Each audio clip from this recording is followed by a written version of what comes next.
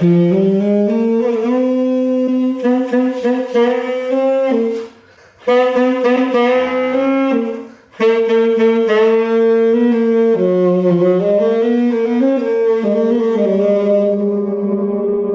and Bobby, the oldest guy, we were upstairs when the shooting started downstairs. And when we came running down the stairs after the shooting started, numerous people, I'd say at least 3 or 4 people, Adam, testified at the trial that I came down the stairs discharging a gun, right? Mm-hmm. There's no physical evidence to support that. Mm-hmm. There'd be bullet holes somewhere. Welcome to Friends with Deficits. I'm your host, Adam Sultan, and this is the second half of my interview with Bodhi Prihoda. If you haven't already, please listen to part 1, as we're not going to catch you up, except to tell you where we left off. After living as a fugitive from an armed robbery gone terribly wrong, Bodhi's fate finally catches up with him.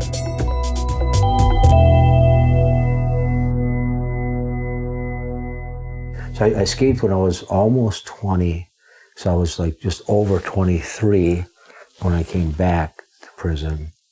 The first year or two that I was back in the system were really hard on me. I was out for 3 years, and all of a sudden, bam, I'm back in with a life sentence. That was a really difficult adjustment for me. Initially, that first year or two, I was planning escape again. You know, I'm going to go back to that life. You know, that's what I do. And it came to situations like I'm in a different prison now, a little bit more modern, and they know me, and they know it's not going to be as easy this time. And it came down to whether I have the stomach to hurt somebody if they got in my way. And I determined that I do not. I do not have the stomach for that. So I decided a number of things, you know, not only the honor among thieves myth and the desperation that I was feeling about my situation and understanding that I'm really not that type of person. And that if I ever wanted to get out of prison, I have to be completely different. I have to walk the talk on that side. And I decided that's what I wanted to do. You had a life sentence. Yes. Right? Yep. How did that change? No, it didn't. I still had life plus 70. No, but I mean, you're here, so how did... A lot of programming through the years. I'm sure that initially the mitigating circumstances regarding the ballistics and stuff would play into, somebody would eventually look at that. I'm not eligible for parole for about 14 years, I think, because of my consecutive sentences. So nobody's looking at that file until at least then. There's no point. Mm-hmm. Right? In order to have a reduction in custody, you have to fulfill certain requirements. Get your GED, get some vocational training, whatever they have assessed your needs to be. Mm-hmm. I fulfilled all those needs, and now comes the big one, violence counseling. In order to make any further progress throughout the corrections system, I have to fulfill this violence counseling. So I do. And some months later, this is a psychiatrist that says this now. He releases a little paragraph, it's maybe 8 or 10 pages on a memo that says, I'm not eligible for violence counseling. He says that the record indicates that I was convicted as a party to the crime, even though this was a very violent crime.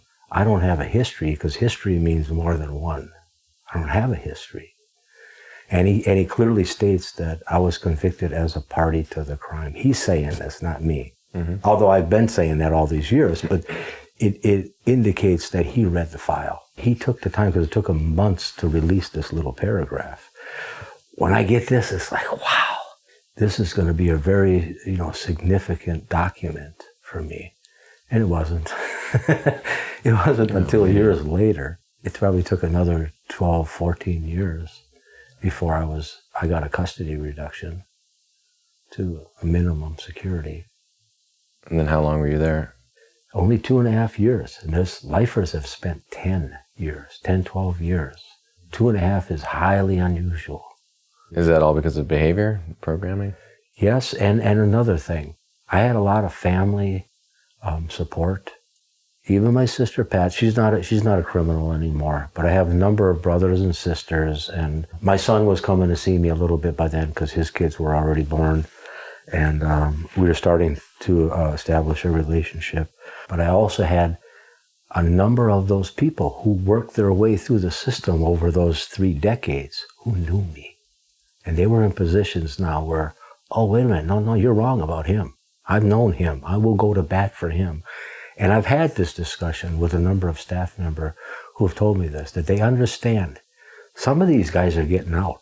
Who do you want in your neighborhood? You want that guy or you want this guy? Mm-hmm. Well, I'll go to bat for this guy, but I won't go to bat for that guy, because they knew me.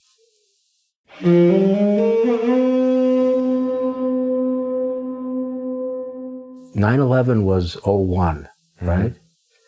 In 01, I was in a Minnesota prison. We were transferred out. Wisconsin farmed out a lot of their prisoners. I spent maybe 2 years there, I think.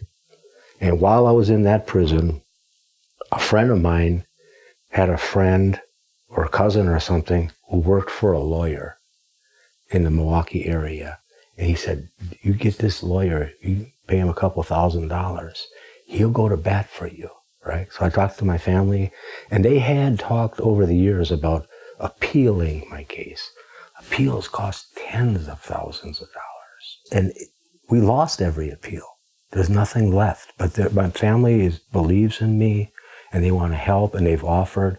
But I don't feel like just throwing their money away until this thing comes up. This attorney is not appealing my conviction. He's more like lobbying on my behalf to point out that memo, that little memo that says, you guys are saying he didn't shoot anybody. You're saying he's not eligible for violence counseling. So our argument was something like, if I don't require the treatment, maybe I don't deserve the punishment. I'd say 6 or 8 times I was recommended and denied, recommended, denied. I finally get approved. Like, whoa, this attorney did this. He's on the phone pretty regularly. His $300 or $400 letters that he writes, So, but it worked. He got me sent to minimum security. So I get transferred back to Wisconsin. I go to a real shithole place. Wow. Probably the hardest time I ever did, Adam, was like 2.5 years in minimum security. Living in a barracks, loud, just... So why is minimum an advantage? Because for me, it's a step out the door. So most of these guys are going to get out anyway. But it's a rougher scene? It's not rougher in the sense that violence-wise, disrespectful. The staff is real petty. The inmates, they know I got a life sentence, and they can just talk out of their ass whenever they want to, because they're getting out next month anyway. So minimum was very, very difficult. But again, I get to minimum. I know these people. I know these staff. So first thing I do is I got onto it's like a chain gang, essentially, without the chains. We would go out of the prison 5 days a week.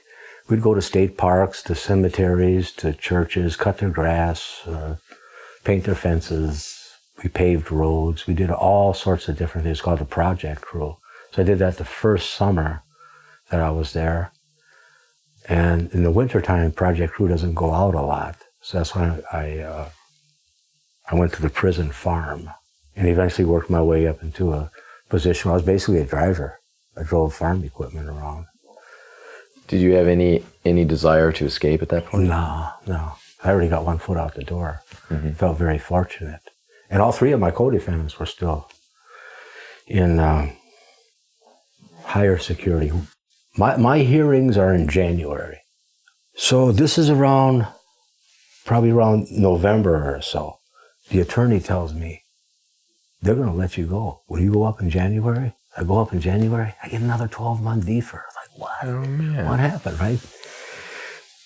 So then I get back to the attorney, and he gets back to the parole chairman. Parole chairman says, no, I didn't tell you that. I never told you that. I was going to give him a grant. He has to go to work release. And that's normal. Almost everybody goes through work release to build up a little nest egg before you get out of prison. And okay, so let's go to work release. I do. I go to work at 2 different places. A trailer factory where they manufactured boat trailers and stuff like that for a couple months, 3 or 4 months. And then I got a job at a rock quarry. Hard work at a rock quarry. Ooh. Again, November comes around. I'm at that rock quarry, and I called the attorney and said, okay, let's, prepare, get our thing together for the January hearing. And he sends me a letter saying, I didn't talk to the parole chairman, but he left a message. Again, he says he's going to parole you, right, at this coming hearing, right? But I didn't tell anybody. It's like, I don't want to get my hopes up. I don't want to get their hopes up. So that's Thanksgiving. A week later, December 1st. I come back from work. I'm at the rock quarry. We come back at night. We eat supper. We're not there for mail call. Our mail is sitting in the window.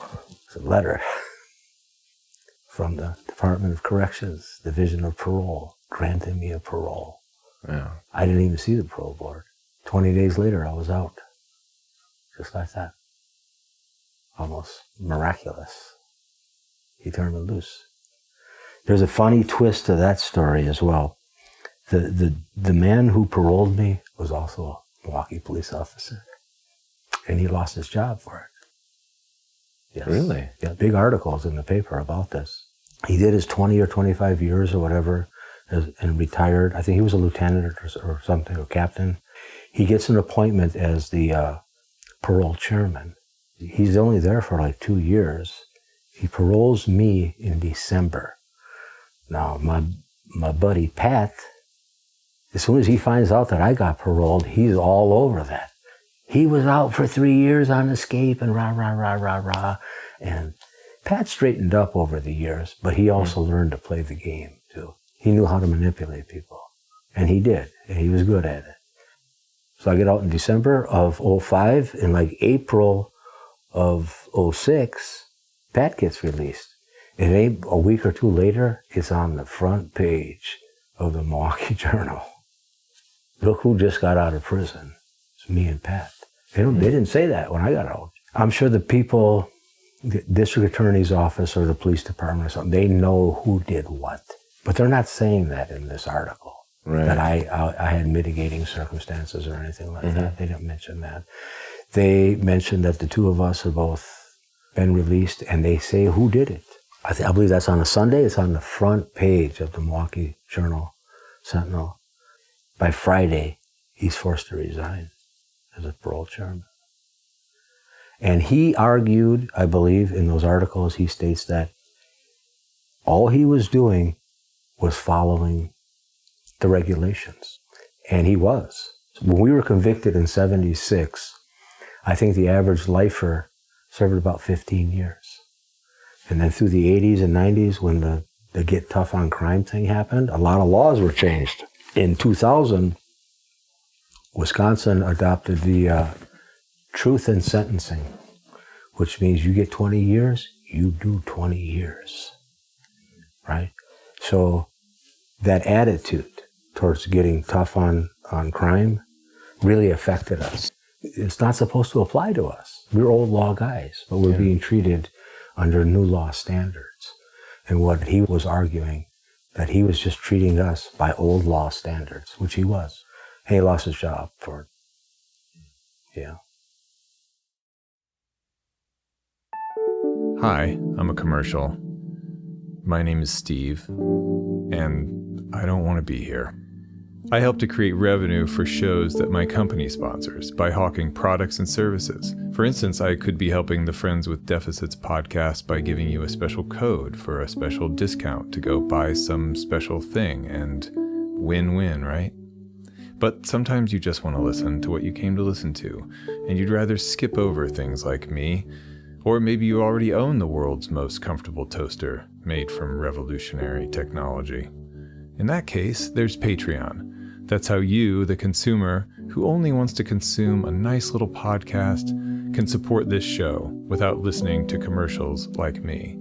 At patreon.com/friendswithdeficits, you know you're putting your contribution to something you care about and want to last. Toaster not included. Patreon.com/friendswithdeficits. Look, I don't want to have to come back. I've got other podcasts to bother. Seems like you've spent about half of your life in prison. Yeah, a little more. It starts out like a badge of honor in the early days. I'm sorry to say that. It was. It was like going to the junior college of criminal knowledge. Sorry, I apologize.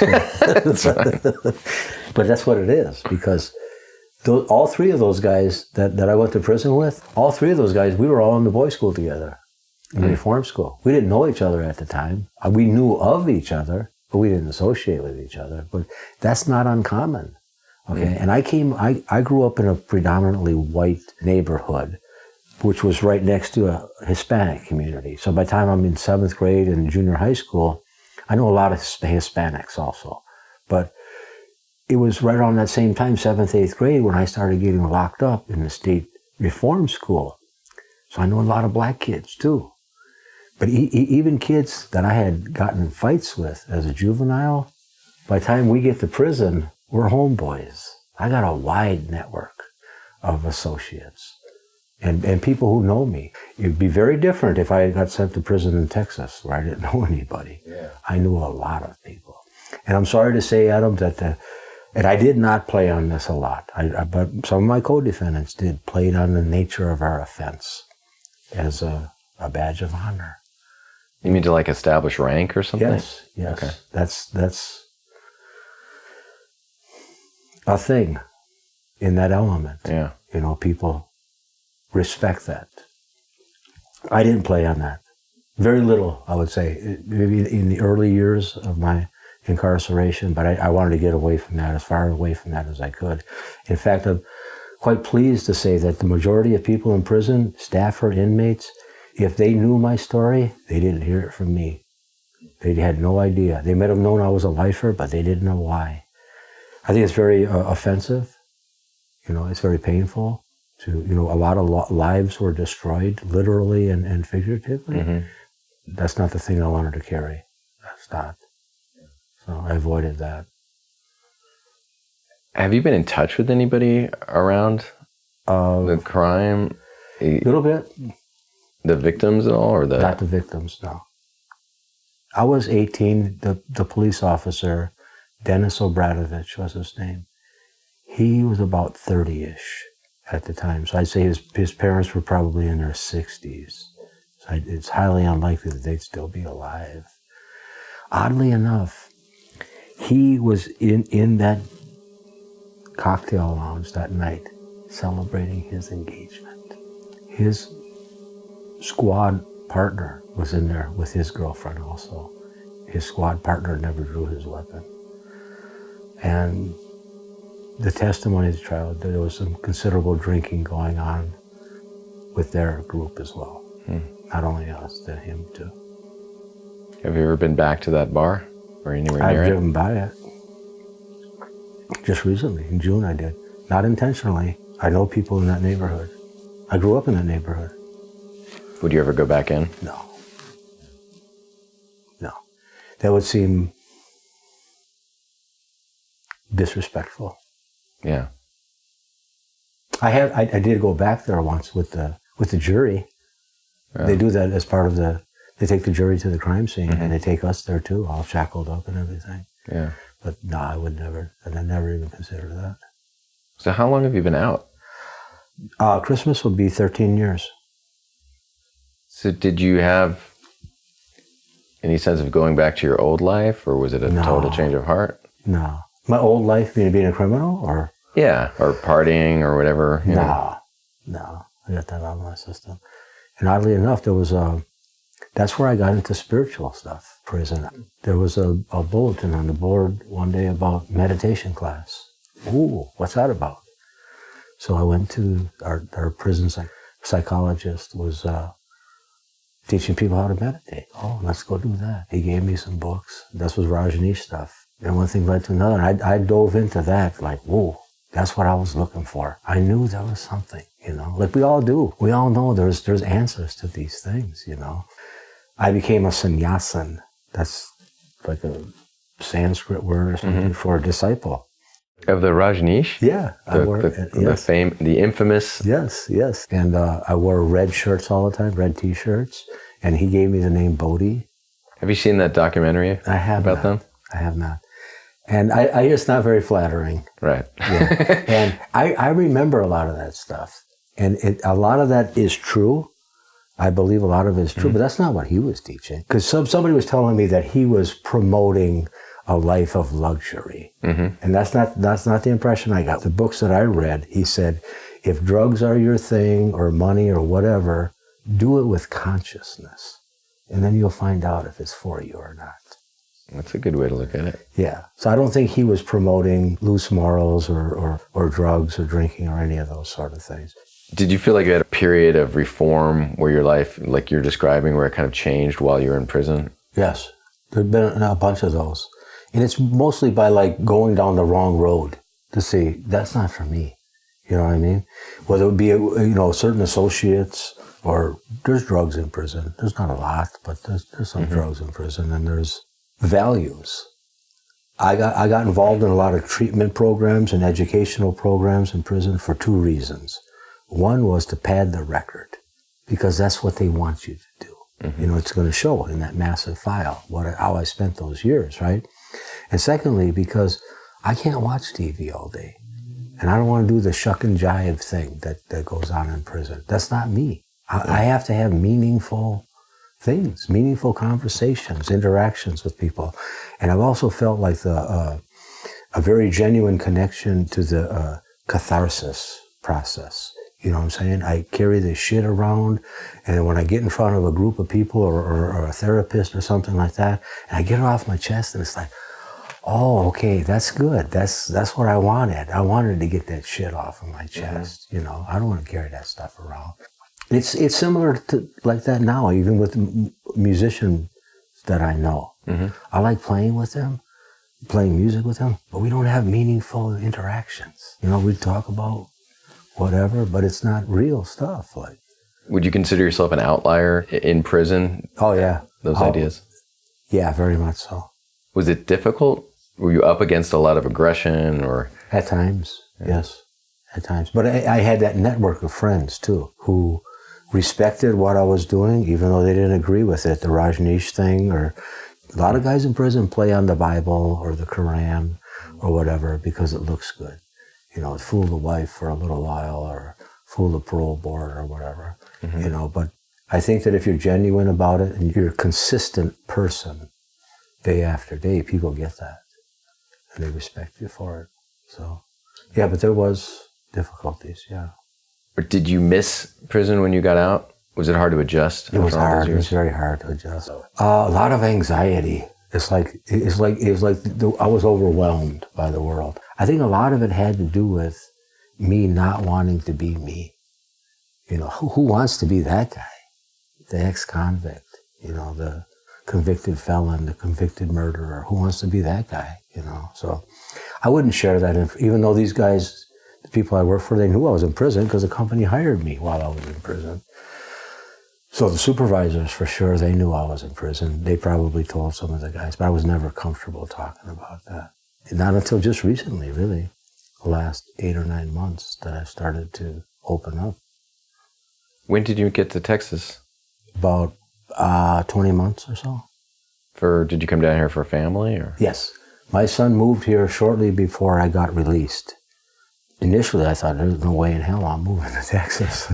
The heat, the politics, I'm not Texas.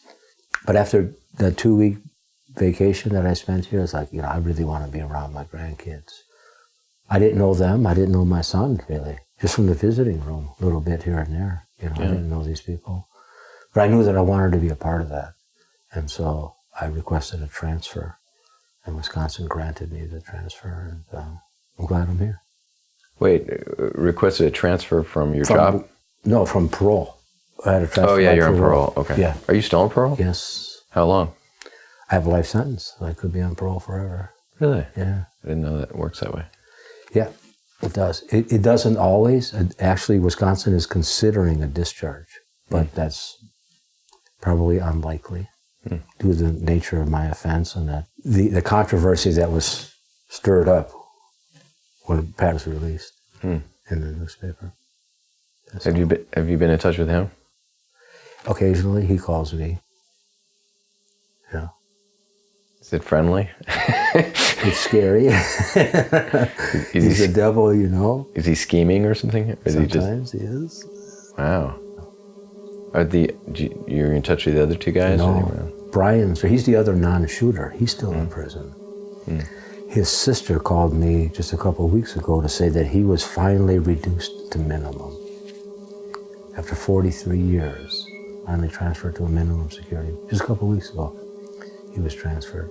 Who's the other guy? His name is Robert.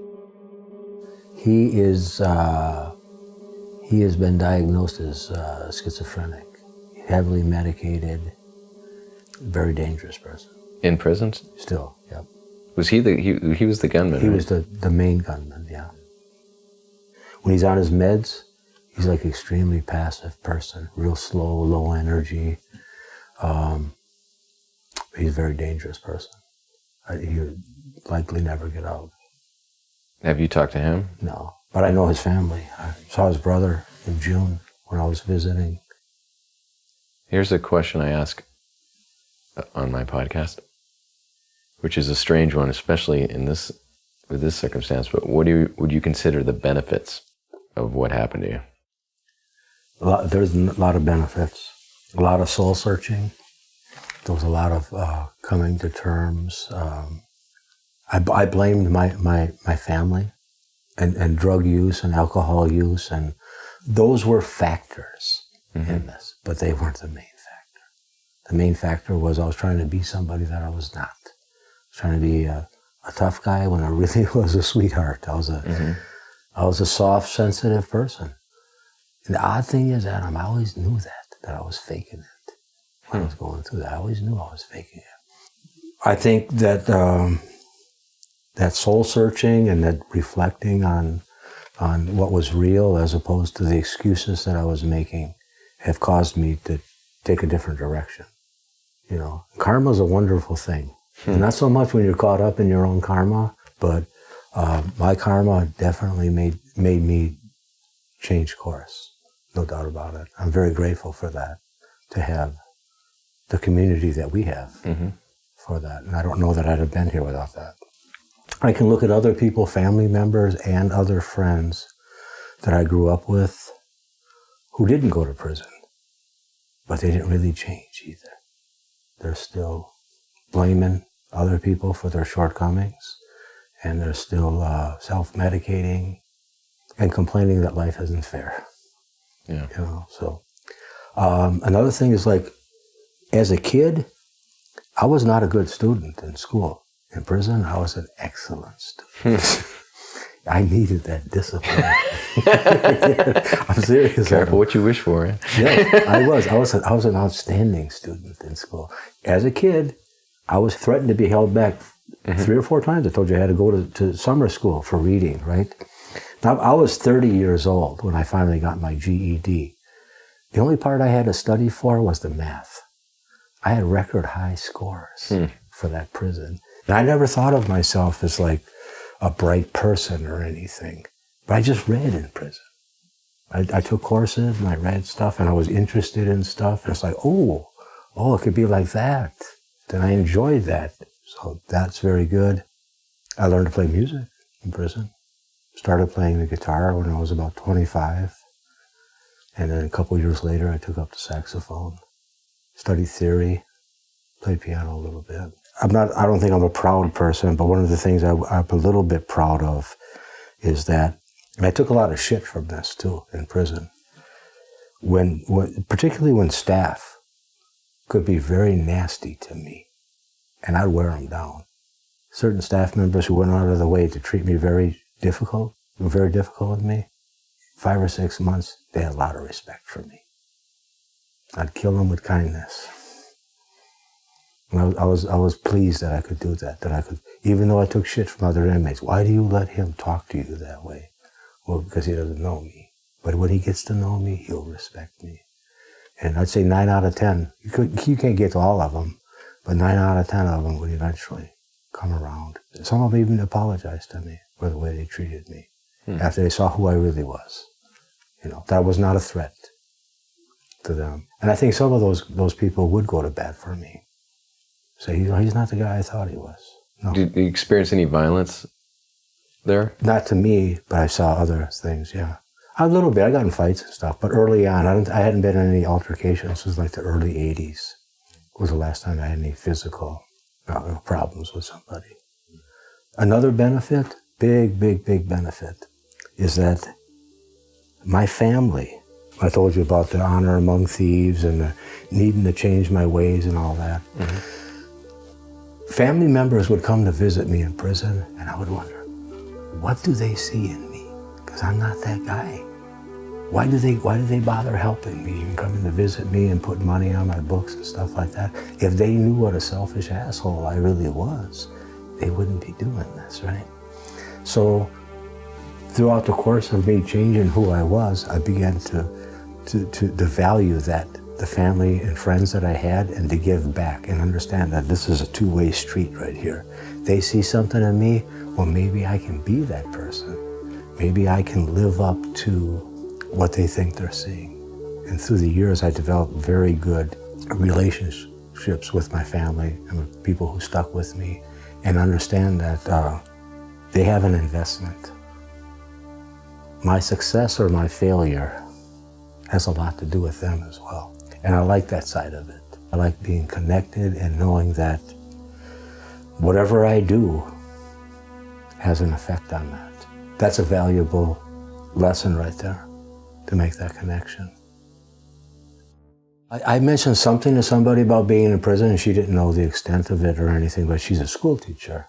And she said that a lot of her kids are very impressionable by the drug culture or the crime culture of today.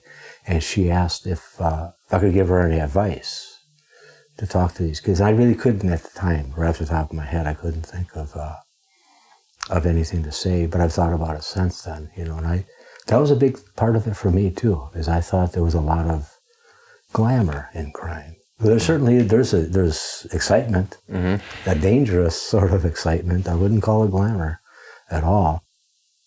It seems to me that entertainment has hyped that, even more so than when I was a kid. That if you're not a gangster or a drug dealer or a movie star or an athlete, professional athlete, that you're not a success. And I think that is so wrong. I think there are a lot of people who are happy with their life. How could that not be a success? Happy with what they have. And so that whole idea that it has to be glitz and glamour and big excitement and limousines and all this, I think that's just it's a very false sense that people seem to be attracted to. Another thing I would tell these kids is that there really is no honor among thieves. That there's a lot of talk about that, about how it's, till the wheels fall off, and that is not true at all. That is a very selfish world where a lot of people very close to you will turn on you quick. I learned that the hard way, that it's a very selfish world. And it's also a very self-destructive world. It's very self-destructive. Even if you're the top dog in that food chain, you're damaging a lot of relationships. Just say in my situation, if I were that alpha male or whatever they call it, those people wouldn't have stuck with me.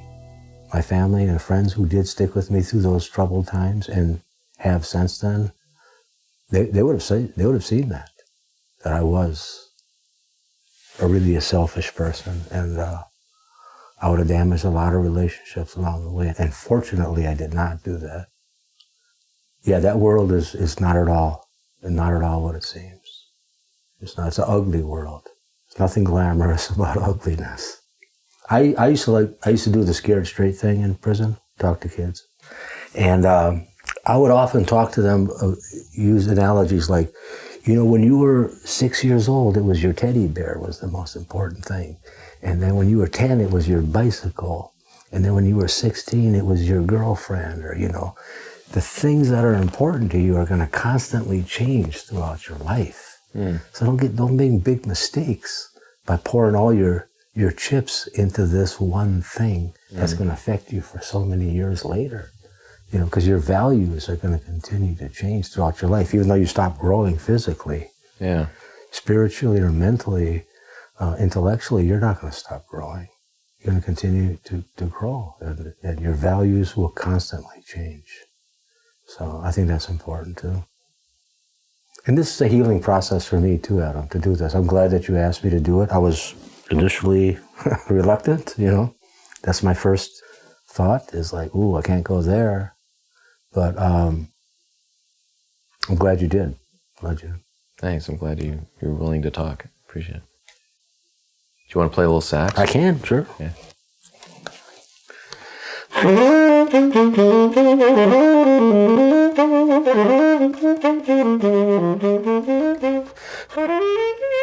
I'd like to thank my guest, Bodhi Prihoda, for sharing his story with us. And I'd also like to thank you for listening.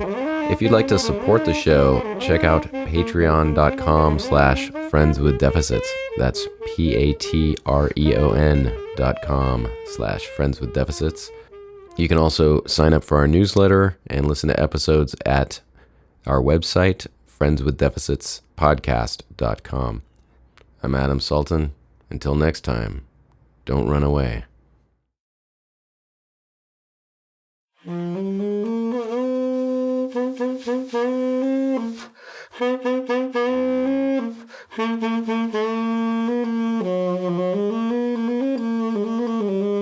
know that one?